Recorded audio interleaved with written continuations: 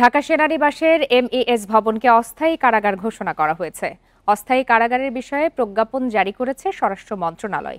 এ বিষয়ে সর্বশেষ তথ্য জানাতে এই মুহূর্তে বার্তা কক্ষ থেকে যোগ দিয়েছেন সহকর্মী জাহিদুল বাশার। জাহিদুল বাশার, ঢাকা সেনানিবাসের এমইএস ভবনকে অস্থায়ী কারাগার ঘোষণা করা হয়েছে। এই এমইএস ভবনকে কেন অস্থায়ী কারাগার হিসাবে ঘোষণা করা হলো, এ বিষয়ে আপনার কাছে কি তথ্য রয়েছে? জি লোপা, আপনাকে ধন্যবাদ। দেখুন, প্রথমে যদি আসি যে আমাদের প্রচলিত যে কারাগারগুলো আছে প্রত্যেকটা জেলায় আছে, বিভাগীয় শহরে অনেক জায়গায় কেন্দ্রীয় কারাগার আছে। ঢাকায় কাশিমপুর কারাগার রয়েছে, বিশেষ হাই সিকিউর। এর ওপাশে আছে কেরানীগঞ্জ কেন্দ্রীয় কারাগার। তারপরেও আলাদা কারাগার প্রতিষ্ঠা কেন করতে হলো অস্থায়ী ভিত্তিতে, এবং এটির আইন কি বলে? দেখুন, আইনের যে ফৌজদারি কার্যবিধি 1898 এবং প্রিজন্স অ্যাক্ট অর্থাৎ জেল আইন যেটি 1894, এই জেল আইনের 1894-এর 3-এর বি ধারা এটি আছে।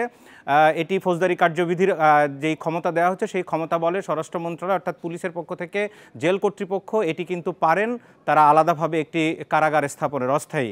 এই ক্ষেত্রে আমরা এই আলোচনার আগে যদি আসি, আপনি জানেন যে এর আগে 11-র সময় দুই নেত্রীকে, খালেদা জিয়া এবং শেখ হাসিনাকে কিন্তু সংসদ ভবন এলাকায় আলাদা বিশেষ বাড়িতে অর্থাৎ স্পিকারদের যে বাসা ছিল সেই বাসায় কিন্তু বিশেষ কারাগার ঘোষণা করে সেখানে রাখা হয়েছিল। এটি জেল কর্তৃপক্ষ সেই জেল আইনে তাদেরকে সেই ক্ষমতা দেওয়া আছে। সেই অনুযায়ী আজকে কিছুক্ষণ আগে স্বরাষ্ট্র মন্ত্রণালয় থেকেই প্রজ্ঞাপন দেওয়া হয়েছে।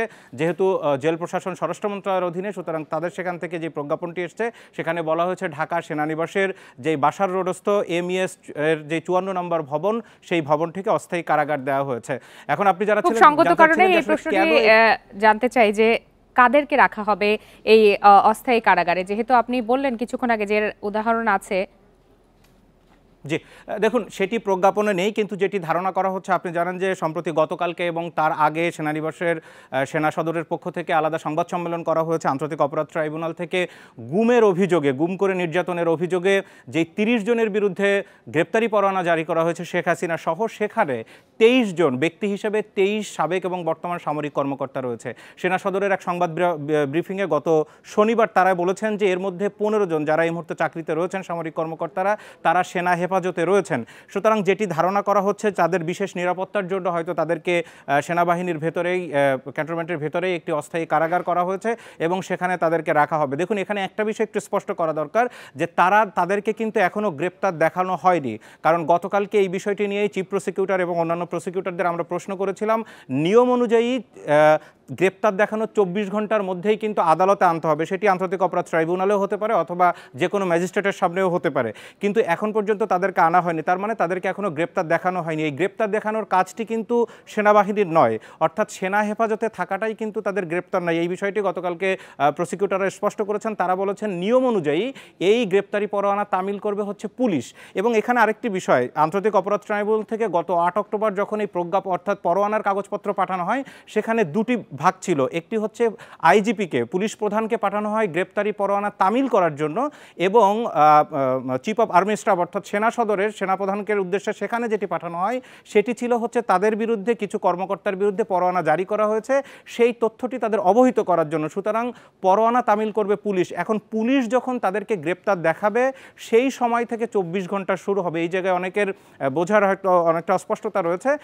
সেনা হেফাজত থেকে 24 ঘন্টা নয়, যেখান থেকে গ্রেপ্তার দেখানো হবে সেখান থেকে 24 ঘন্টার ভিতরে তাদেরকে আদালতে উপস্থাপন করতে হবে। আর আপনি যেমনটা বলছিলেন যে আসছিল যে তাদের বিচার কোন আইনে হবে, আপনি বলছেন যে চিফ প্রসিকিউটরও জানিয়েছেন যে নিয়ম অনুযায়ী বা আইন অনুযায়ী তাদের বিচার হবে।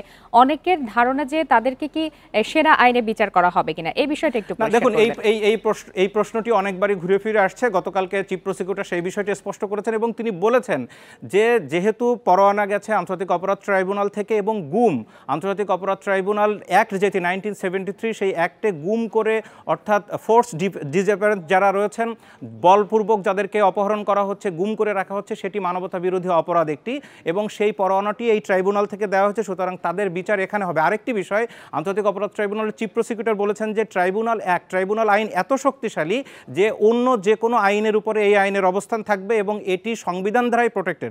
কিভাবে? সংবিধানেই বলা আছে যে যদি এই আইনের সাথে সংবিধানের অন্য কোনো অনুচ্ছেদ সাংঘর্ষিকও হয় সেক্ষেত্রে এই আইনই কিন্তু প্রাধান্য পাবে। সুতরাং এই আইন সর্বাগ্রে অথবা সর্বাধিক গুরুত্ব পাবে, সেই বিষয়টি চিফ প্রসিকিউটর বলে এটি স্পষ্ট করেছেন যে তাদের বিচার এই আইনেই হবে। আর যেহেতু এটি এখন স্পষ্ট ট্রাইব্যুনাল থেকে পরোয়ানা গেছে এবং সেনা সদরের যে সংবাদ সম্মেলন সেখানেও তারা বলেছেন যে তাদের হেফাজতে অনেকে আছেন, যারা তাদের হেফাজতে নেই তারা ট্রাইব্যুনালে যেতে পারেন, সেই বিষয়টি কিন্তু স্পষ্ট হয়ে গেছে।